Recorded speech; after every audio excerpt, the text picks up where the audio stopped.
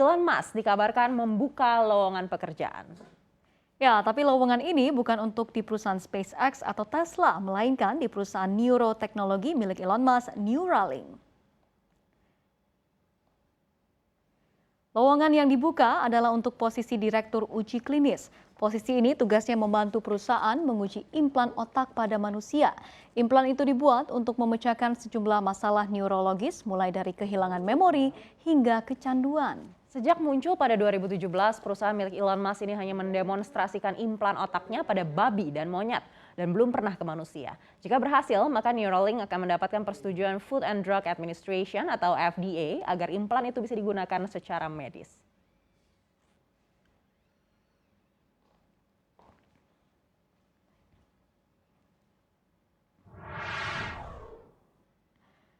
Wah, Anda sayang banget ya lowongan yang dibuka ini bukan posisi news presenter atau anchor, padahal kalau iya kayaknya saya mau daftar nih. Kenapa? Monica penasaran ya untuk melihat seperti apa implan ini ditanamkan dari babi ke monyet akhirnya ke manusia begitu ya? Iya, kira-kira dampaknya akan seperti apa? Apakah akan membuat kita lebih pintar gitu kali gitu ya anaknya? Atau melupakan memori-memori tertentu begitu seperti memori cut loss misalkan. Iya memang ternyata Elon Musk ini tertarik sekali dengan teknologi ya kalau kita lihat dari Tesla, SpaceX, sekarang Neuralink. Dan biasanya itu dia yang garap jadi beyond begitu, selalu beberapa langkah di depan pemikiran pengusaha-pengusaha pada umumnya. Iya benar sekali, dan ini bisa jadi Elon Musk udah lihat ya efek negatif buat otak dari beban kerja di era digital serta pastinya efek jangka panjangnya saat orang harus selalu terkoneksi dengan dunia maya dan juga gadget hampir 24 jam setiap harinya. Tapi sekarang belum kelihatan kali ya, sebab kalau kita lihat ya mungkin kita berimajinasi apa yang bakal banyak orang, apakah itu mau berwisata keluar angkasa atau mungkin naik roketnya SpaceX nih. Iya, memang kalau kita melihat dari pemikiran Elon Musk ini sukses yang mengantarkan dia sebagai crazy rich. Akhir tahun kemarin Forbes menobatkan Elon Musk sebagai orang terkaya dengan harta hampir 4.000 triliun rupiah. Bisa untuk bayar APBN kita sebenarnya kekayaan dia gitu ya. Semoga memang perekrutan karyawannya sukses dan akhirnya mungkin bisa ditemukan tuh penemuan-penemuan baru yang mungkin kita tidak terbayang sekarang seperti apa ya Monica. Iya, Aneka. Nah, selanjutnya kita ke informasi terkait dengan pandemi yang ternyata tidak selamanya membawa pengaruh buruk ke seseorang. Bahkan sejumlah orang terbukti menjadi kaya raya berkat dari pandemi COVID-19. Nah, siapakah mereka? Rata-rata mereka adalah pelaku industri kesehatan di bidang pengadaan vaksin COVID-19. Hal ini terlihat dari daftar orang terkaya di dunia seperti di publikasi Forbes pada awal 2021 lalu. Di dalam deretan nama Crazy Rich itu ada keluarga Jiang Rensheng yang merupakan pengusaha produk-produk biologis China. Firmanya diketahui memproduksi vaksin Shenzhen. Per awal 2022, kekayaan bersih Jiang Rensheng dan keluarganya itu diprediksi mencapai 16,5 miliar dolar AS atau naik 117% dari yang tercatat di 2020. Ada juga pengusaha sektor kesehatan India, Cyrus Poonawalla. Saat pandemi, perusahaan milik Cyrus mulai membangun pabrik khusus untuk memproduksi vaksin COVID-19. Dan tercatat kekayaan Cyrus per awal 2022 mencapai 17,8 miliar dolar Amerika Serikat alias naik 117% dibandingkan hartanya pada tahun 2020 silam.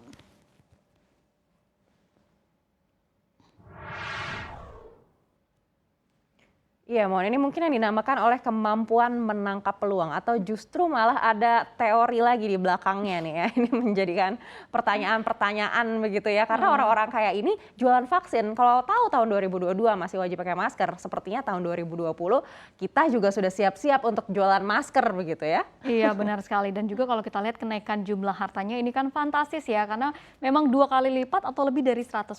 Dan gak cuma mereka saja, sebenarnya banyak nama-nama lain kayak Stephanie Bancel yang jadi CEO Moderna di 2020 katanya kekayaannya sudah naik 200%. Dan di April 2021 diproyeksi nilainya akan menjadi 4,3 miliar dolar. Nah, jadi Januari ini kekayaannya diperkirakan naik lagi dan kalau kita lihat diproyeksikan bisa naik 60% nih kekayaannya. Iya, demikian juga dengan nama pendiri Moderna, ada Nobar Avian yang salah satu investornya Timothy Springer juga ada di deretan nama orang-orang yang sudah kaya dan mendadak makin kaya setelah pandemi ini. Ya, wah ini kan kalau bisnis vaksin ya, kalau bisnis tes PCR dan juga antigen, ini kira-kira gimana ya? Karena kalau kita lihat dulu harganya sampai berjuta-juta dan ternyata sekarang bisa ditekan sampai 250-an ribu rupiah saja. Jadi Anda kebayangin saja begitu ya, yang bagi yang bisnis tes PCR dan juga antigen dulunya kira-kira meraup cuan berapa? Iya, kalau yang itu kita mungkin pikir-pikir dulu ya, karena nanti takut disebut-sebut terlibat begitu katanya ambil untung dari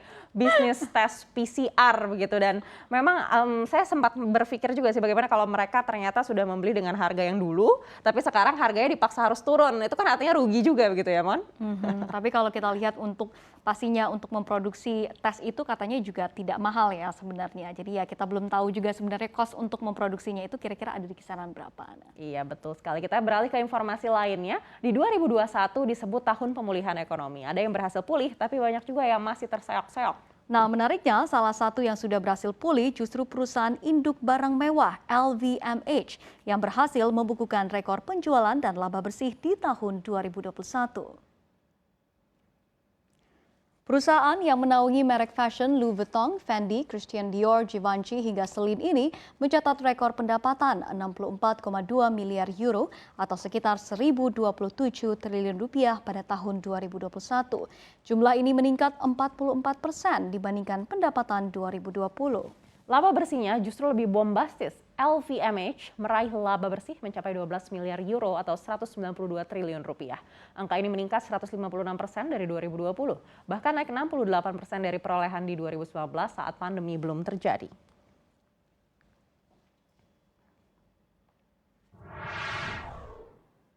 Wah, mungkin ini bisa kita berikan applause dulu ya buat LVMH. Soalnya kalau kita lihat barang-barang mereka ini kan tergolong kebutuhan tersier ya, karena harganya sangat mahal sekali. Dan saat pandemi ya dan juga pastinya pemulihan ekonomi, orang-orang kan pasti mendahulukan yang namanya primer dan juga sekunder. Nah, jangankan mau beli yang mewah, mungkin sebagian untuk lunasin utang aja mungkin masih susah nih anak. Iya, mungkin yang beli adalah orang-orang yang kekayaannya bertambah yang tadi kita bacakan begitu ya, Mon ya. Tapi kita pengen tahu nih rahasia suksesnya apa? Apakah ini dampak signifikan dari rekrut BTS jadi brand ambassador LV per tahun lalu? Kalau memang iya, ini berarti sangat sukses marketingnya selamat untuk BTS juga kalau seperti itu ya. Iya, bisa jadi sih Aneke. Nah, sayang ya belum ada datanya. Tapi apakah benar pembeli produk LVMH sebagian besar dari para ARMY? Tapi yang jelas ada info nih yang menunjukkan bahwa penjualan barang mewah di China pada tahun 2021 ini naik 36% dibandingkan 2020 di mana angkanya mencapai 471 miliar yuan. Padahal pas belum pandemi di 2019 pembelian barang mewah di China ini hanya di kisaran 234 miliar yen alias cuma setengahnya. Jadi kayaknya orang-orang kaya ini pas pandemi malah belanja mungkin karena bosan di rumah kali ya. Iya, mungkin itu adalah kegiatan sampingan ketika tidak bekerja di kantor begitu ya. Bisa jadi pembeli brand LV dan kawan-kawan ini sebenarnya warga China. Jika memang benar, ini setidaknya menjadi indikator bahwa ekonomi di China itu sebenarnya juga sudah pulih dari masa pandemi. Karena warganya ternyata mampu untuk mengkonsumsi barang mewah. Terlepas dari ya mungkin ada peningkatan belanjanya karena warganya sedang dilarang ke luar negeri begitu. Seperti yang tadi Monica sampaikan mungkin lagi bosen gitu di rumah jadi belanja LV. Dan di 2021 kan saya ada lockdown parsial begitu ya di sejumlah negara termasuk di China juga. Iya benar Aneka. Dan selanjutnya kita ke informasi seterusnya terkait dengan ada aksi short selling yang mewarnai bursa efek Amerika Serikat di awal tahun ini. Di mana kelompok short selling ini diperkirakan telah mengantongi keuntungan sebesar 114 miliar dolar Amerika Serikat atau sekitar 1.630 triliun rupiah pada penutupan perdagangan Jumat lalu dan menurut data dari analis S3 Partners Ihor Duzaniwinski. Dilansir dari CNBC, kelompok short selling bertaruh paling besar pada saham Tesla dan Netflix yang sahamnya diprediksi bakal anjlok di awal tahun ini. Short selling paling menguntungkan tahun ini adalah yang dilakukan oleh Tesla karena saham emiten produsen kendaraan listrik milik Elon Musk ini telah mengalami koreksi hampir 12%. Dan mereka yang melakukan short selling pada saham Tesla ini memperoleh keuntungan mark to market sebesar 2,3 miliar dolar AS atau sekitar 32 triliun rupiah pada hari Jumat. Selain itu, yang juga sangat menguntungkan adalah short selling pada saham Netflix, karena saham raksasa streaming itu telah jatuh 35% di tahun ini. Aksi short selling di saham Netflix ini menghasilkan keuntungan sampai 1,6 miliar dolar Amerika atau sekitar 22 triliun rupiah.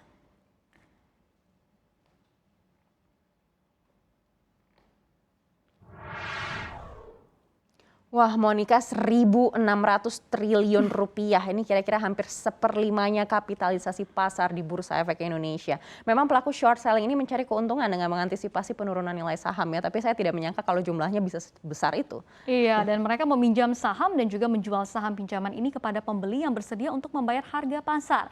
Nah, di saat harga saham itu turun, pedagang short selling ini akan membelinya kembali dengan harga yang lebih murah. Nah, keuntungan didapatkan dengan mengantongi selisihnya yang sangat fantastis tadi ya, Ana. Iya, memang short selling memiliki risiko ya, karena akan mendorong penurunan harga saham-saham tersebut. Karena pelaku transaksi short selling, terlebih di tengah situasi yang sentimennya sedang negatif, ini terus akan berupaya menekan harga saham turun lebih dalam untuk mendapatkan keuntungan lebih banyak.